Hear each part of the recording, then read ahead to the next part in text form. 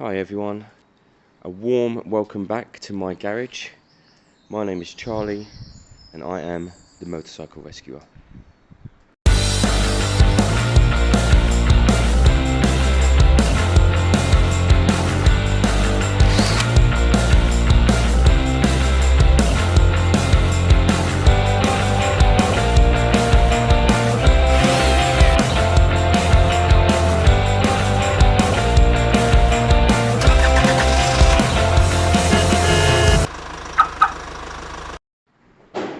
Okay guys, so here it is. This is Nat's stunning paintwork on this er5. I showed it to someone. Someone pops by every now and again who's not a biker. He comes down to my garage. And I popped the cover off this earlier. I said check this out, and he was absolutely stunned. It was really nice to see actually a non-biker going, bloody hell, look at that paint. That's a custom paint job. That would cost a fortune. Absolute fortune. If you professionally asked to get that done, you'd be paying 800 to £1,000 all day long, guys. And Nat does this out of cans. Anyone who's not watching him, it's Nat's Knackers Yard. Nat's Knackers Yard, all ends except for the yard, obviously. And I'll put a link anyway in the description.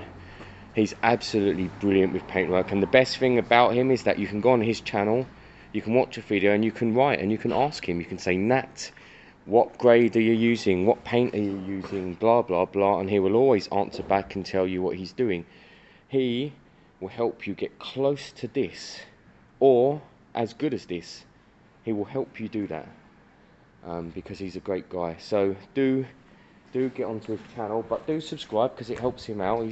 At the moment he's under 500 subscribers and he should be at 5,000 if we're being honest. There's the new stator. I had choices.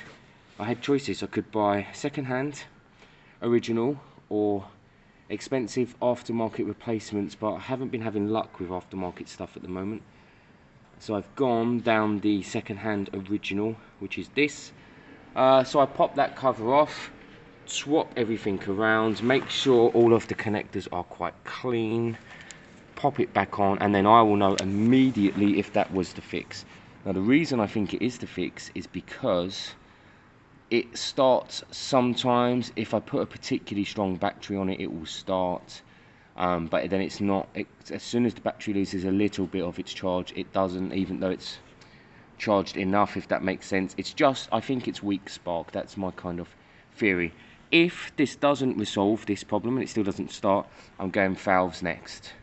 Valves next. I'm going to check the timing again, and then I'm going to tighten up the valves a little bit. I think they were a touch loose. I did do them to the loosest setting, and I kind of, in my head, I know I didn't really mess up, but I had it the wrong way round in my head, because if they're loose, they're happy, but if they're too loose, they're not. So that's something we have to kind of work out.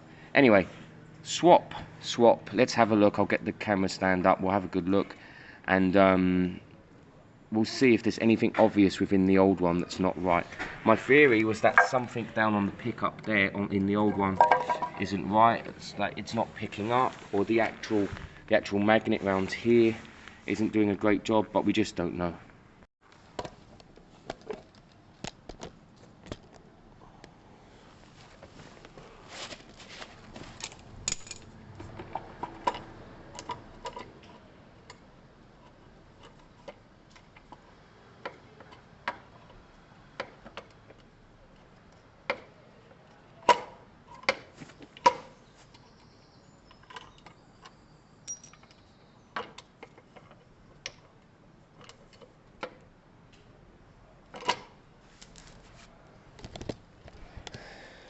It appears we need to take the sidebar off. At first glance it looks okay and normal, but it's wiring, you just can't tell, guys. So I'm going to switch it all over, switch that to here and that to there, just so we have it all. Chuck it back on, see if it fires up. It is as simple as that on this occasion. It's, you know, do it, see if it fires up. So this is the new stator and pickup coil. Gasket's fine, it's there, still a good gasket. Chuck that on, chuck it on. Now we'll know immediately, it will just fire up. we'll know straight away if it's working. If it's not working, then we need to look at what's next, which would be wiring. So it'd be this wiring here, that's the actual pickup. And this wiring here. To be fair, this is the charging wiring, and I believe it was charging. So it would be this wiring. I'd want to trace that and rewire it and see if there was a kink in there. Side stand switch looks a bit, I don't know, there's a lot of tape on it. I'd like to know what was going on in there. If there's any mods been done, or if that's just the tape's got a bit funny.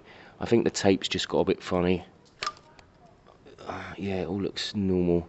So I'm going to chuck this back on with the good gasket instead of this gasket. I don't know if Nat did this sealant gasket. It's fine. It's just we've got a crusher gasket here, which I don't know if that came with the new one or the old one. Anyway, let's get it all back on. Let's turn this thing over. We'll know immediately as to what's going on. Stator's all back in. That's all good. Pickup's all back in. Here, for me, it's as simple as it will start or not. It's kind of high hopes starting at the stator and the pickup for me, because it was kind of weird and intermittent and weak, but also it's also the kind of, it makes sense. So with what little battery we've got, let's press the button. We'll know immediately. Nat will know, I'll know. It will fire up. If I turned this over this morning, I would have been killing the battery, but it just wouldn't have fired up. We'll know immediately. You can see I've got the side casing off. Just make sure the wiring doesn't get chucked in to the sprocket if you're running it, but I won't be running it at this stage.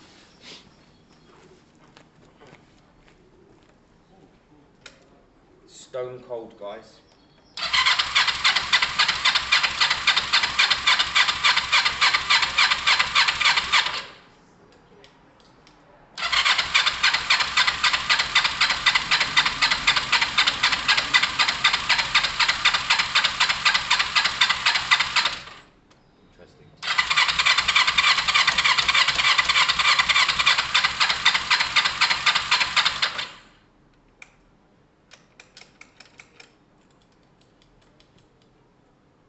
Stand up. Definitely got spark.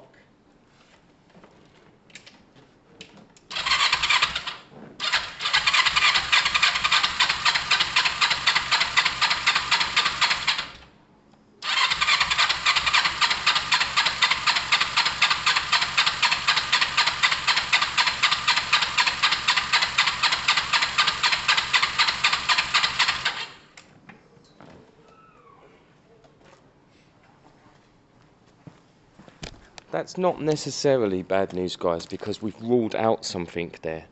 We've ruled out spark, which Nat kind of said all along. He always thought it was fuel related. All I need to know now is fuel pumping into the carbs? That's all I care about at this stage, is fuel pumping into the carbs. Because this is not the one I rebuilt. So is fuel pumping into the carbs? That's all I want to know. So I'm gonna prime it for a few seconds, see if that makes a difference, and then we'll look at fueling. But I think Nat probably would have. I doubt it's an issue. Then I'm gonna pop the tank off and get back down to the basics. Fuel definitely primes and flows up to the carbs. I just want to rule out fueling issues. Me and Nat had ruled out fueling issues, but now we've messed with spark. So I'm going to spray in something flammable, basically, and see if that helps. It's not meant to. Me and Nat checked already. It didn't help. But we're changing dynamics now, aren't we? So we need to check kind of every time.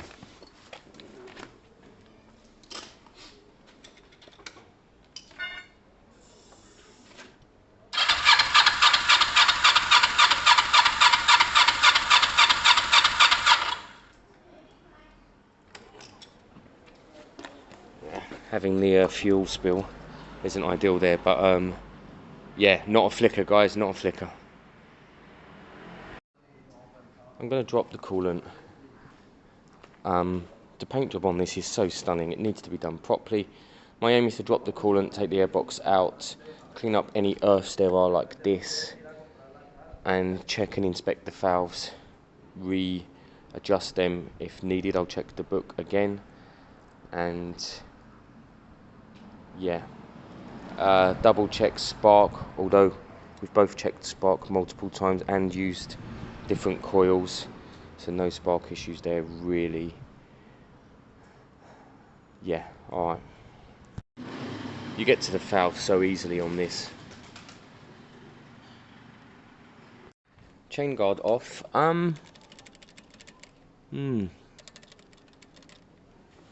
Potentially more slack than I expected. This could have a dud. What's it called? Tensioner. Let me get it to top dead center, and we'll see if it looks one tooth off or not. There is a risk that it does and is. So, to look for your timing, C, top dead center. Now, it needs to be, the front's that way, needs to be in, there you can see in, and exit on the inside, okay, but we're not using them, so there's exit, sorry guys, terrible, there's exit there, and there's in, so we need to see the in and exit. I hope you can see that, but we're actually, the timing mark's actually over here. See, that says in, that in is in line with the casing, I think you can see that. So the exit is over here, and you can just see the EX there, but the line is one down. So I think this has jumped one tooth and it's out of timing. Makes so much sense. So what we need to do is, I think this cog looks in line, the dot is dead up in the middle, and I think that cog has gone one over. So I'm going to pop out the tensioner, put this cog one over that way. My guess is it fires straight up, but that's not the resolve if this doesn't hold its timing. This may have a dud tensioner, or I may need to help this tensioner fully release.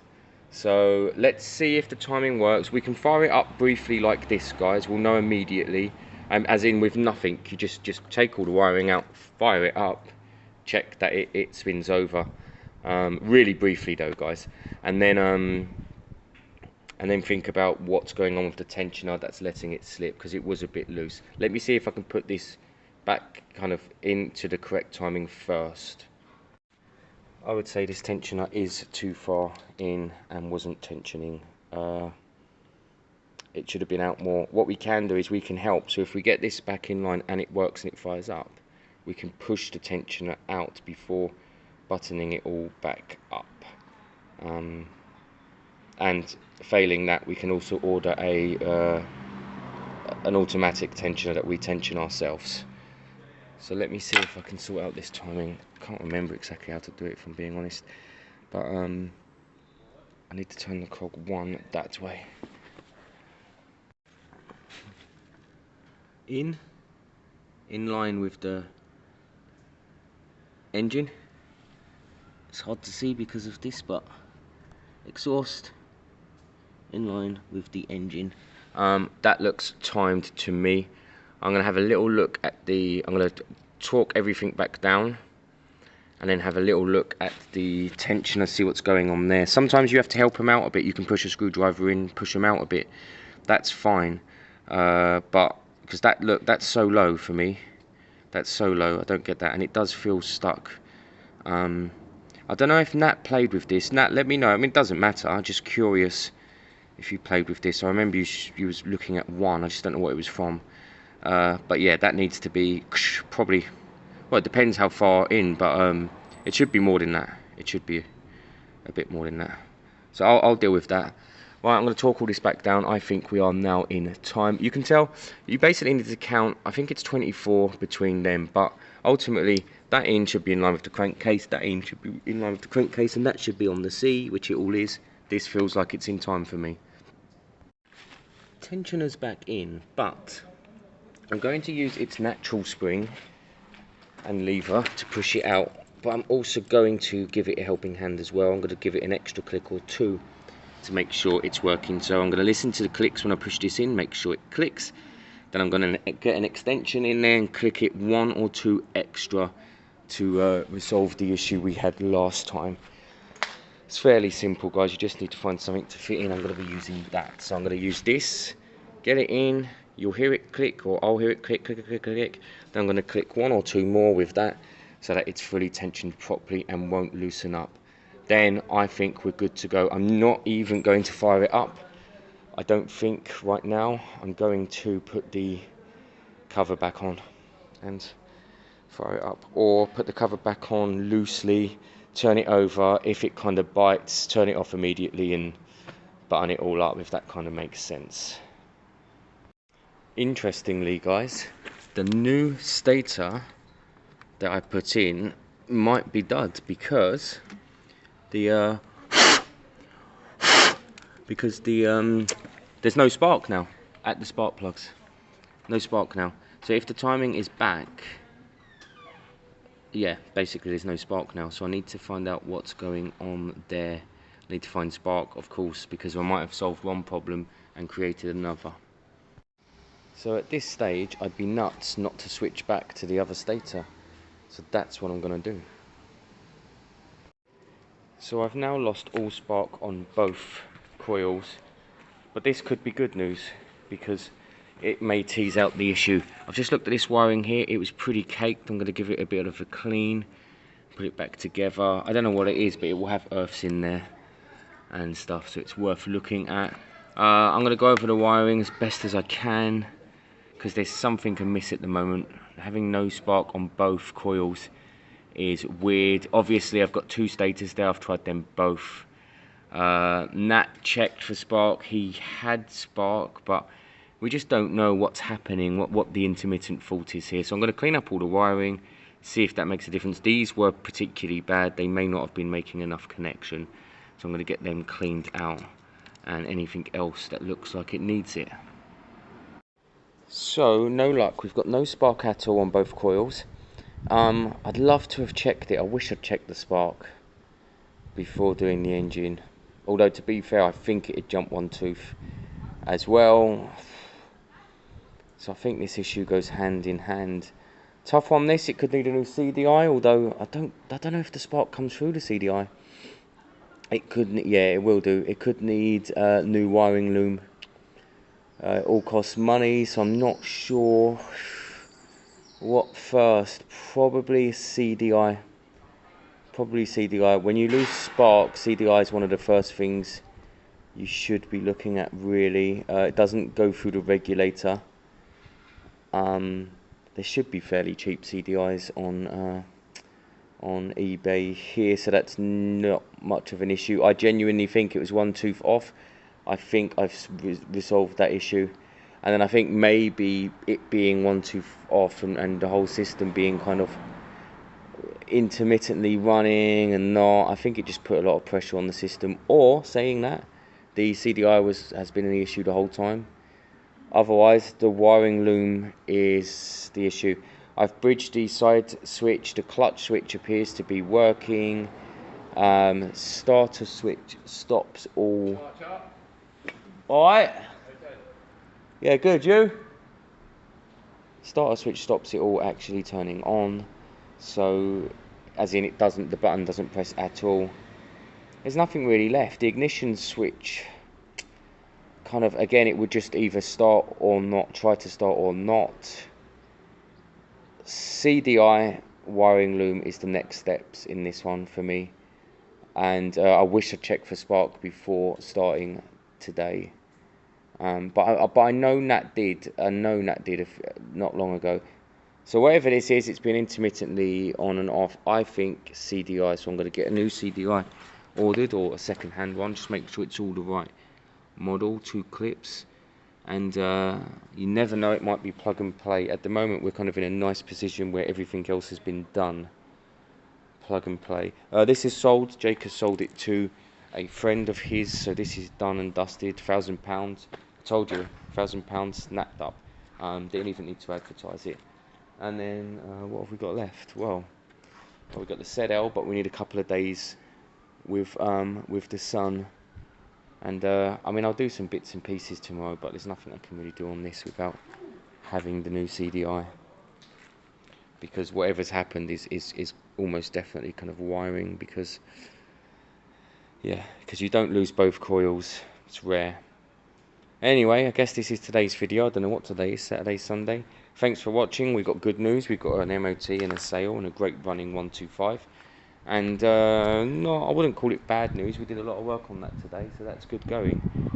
And then we'll see. I don't know if Gary's coming down tomorrow to do bits and pieces on his. Maybe he will, maybe he won't. Otherwise, oh guys, the little Vespa 50cc sold last week, so that's good. And I'm going to pick up a Lex Moto tonight or tomorrow off Danny DT Essex. And I'm going to try and build it for Warren because he needs another bike. And I'll get back that silly old bloody Vespa that doesn't run or ride anymore. So yeah, it's busy guys, busy at the garage. As always, thanks for watching. Drop a comment in, no matter how rubbish or silly it is. It always helps to drop a comment in. Press the like button, press the subscribe button, and every now and again share my videos on your social media so that other people can join in.